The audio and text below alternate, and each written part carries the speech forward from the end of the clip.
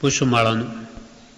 તું ગમે તે ધંધાર્થી હો, પરંતુ આજીવિકાર્થે અન્યાય સંપન્ન દ્રવ્ય ઉપાર્જન કરીશ નહીં. તું ગમે તે ધંધાર્થી હો, ગમે તે ધંધો કરતો હો, પરંતુ આજીવિકા મેળવવા માટે અન્યાયથી સંપન્ન દ્રવ્ય ઉપાર્જન કરીશ નહીં.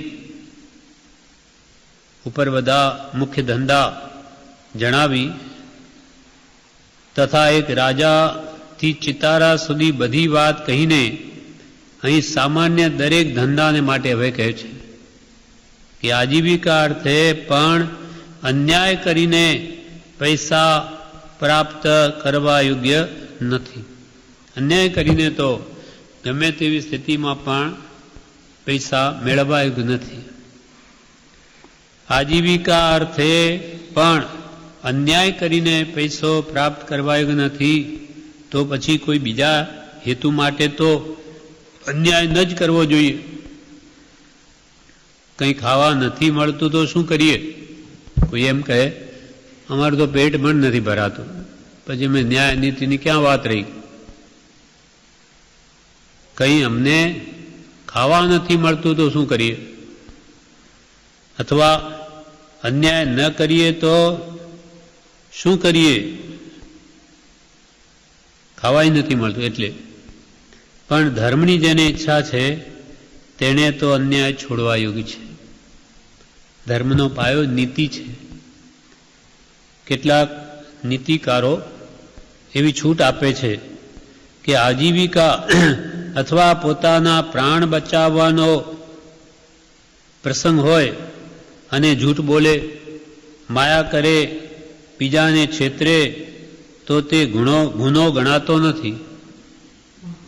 આવા નીતિકારો એવી છૂટ આપે કે હવે એની મનથી માની બેઠો એમ કે અમે કહીએ છીએ એમ કે એને બિચારો પેટી ભરાતું નથી એટલે શું કરે એમ કે છે. અમુક લોકો એવી વાતો કરે એ કંઈ યોગ્ય ના ગણાય. તો કે જૂઠ બોલે, માયા કરે, બીજાને છેતરે તો એ ગુનો નથી ગણાતો. કે એના પ્રાણ જાય અથવા મળતું નથી, તેથી એણે બિચારાએ આ પ્રમાણે કર્યું, માટે દર ગુજર કરવા જેવું ગણે છે એમ એ માને છે. પણ 41માં પુષ્પમાં પરમ કૃપાળુ દેવે જણાવ્યું કે દુઃખી હો તો આજીવિકા જેટલી આશા રાખી આજના દિવસમાં પ્રવેશ કર, પણ અન્યાયપૂર્વક વર્તવાનું તો એમાં પણ કહ્યું નથી. આજીવિકા પૂરતું પણ ન મળે તો કે તું બસ આજીવિકા પૂરતું મળે એટલું બસ એમ માનીને તું પ્રવૃત્તિ કર, પુરુષાર્થ કર, પણ અનીતિપૂર્વક વર્તવાનું તો ત્યાંય કહ્યું નથી.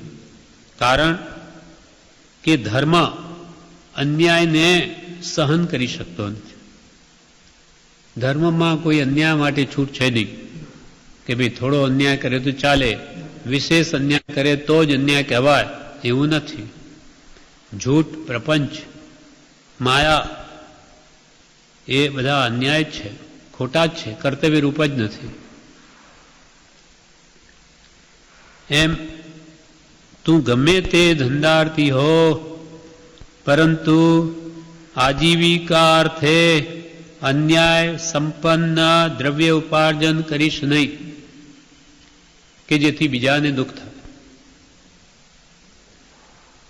એક દ્રષ્ટાંત છે.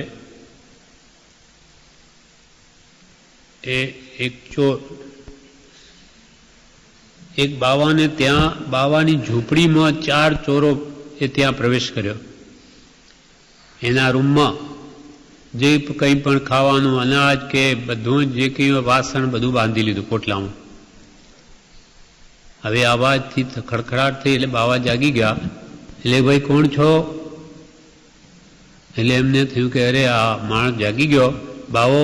એટલે એમ કરીને ચાલવા માંડ્યું. બાવાએ વિચાર્યું કે આ બિચારાઓને, પછી ત્યાં જઈને જોયું કે અરે આ તો બધા પોટલા બાંધે, આ કોઈ ચોરોના કામ છે. એટલે તરત જ પોટલું ઉપાડી ને તેની પાછળ ગયા કે અરે ભાઈ આ લેતા જાઓ, આ પોટલું તમે બાંધ્યું લેતા જાઓ, શું કામ મૂકીને ગયા? આ તમારે જરૂર હોય તો ભલે લઈ જાઓ. આ તો શું હતું? નિષ્પૃહ હતો બાવો. એટલે એને શું લઈ જાઓ ભાઈ, તમારે નથી ને એટલે તમે લઈ જાઓ. પોટલા એટલે એને ખાવા પૂરતું નહીં જેવું હતું, પણ એને શું કર્યું? આ શિક્ષા આપવા કર્યું છે. પછી એ લોકો પણ એ રીતે વિચારમાં પડી ગયા કે કોઈને ત્યાં જઈને તો કોઈ સામેથી કે થોડો આપવા આવે. આ આપવા આવે છે એટલે આ બાવો કેવો કે એને આટલું જે કંઈ પણ એની પાસે થોડુંક છે એ પણ આપણે લઈ લેવા માગ્યું તો પણ એને એમ નહીં કહે કે મારું કેમ લઈ જાઓ છો, બધું મને આપવા તૈયાર છે. એ ત્યાં થોભે છે.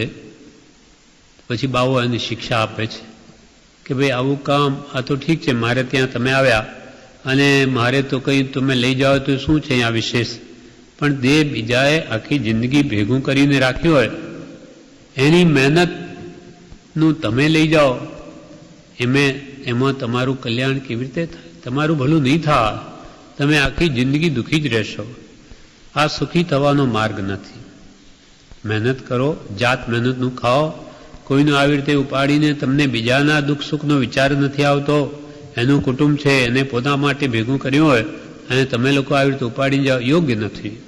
એને એવી રીતે શિક્ષા આપી કે ચોર લોકો પણ સમજી ગયા કે ભાઈ આવો અન્યાય કદી કરો, આ અન્યાય કહેવાય, અન્યાય નથી. એમ કૃપાલે કીધું ગમે તે ધંધાર્થી હો, પરંતુ આજીવિકા અર્થે અન્યાય સંપન્ન એટલે અન્યાયથી યુક્ત દ્રવ્ય ઉપાર્જન કરીશ. ન્યાય નીતિથી મેળવજે, અન્યાયનું નથી જોઈતું. કેમ કે એને પરભોમાં સુખ ના આપે, આ ભોમાં પણ એને સુખી ન કરે.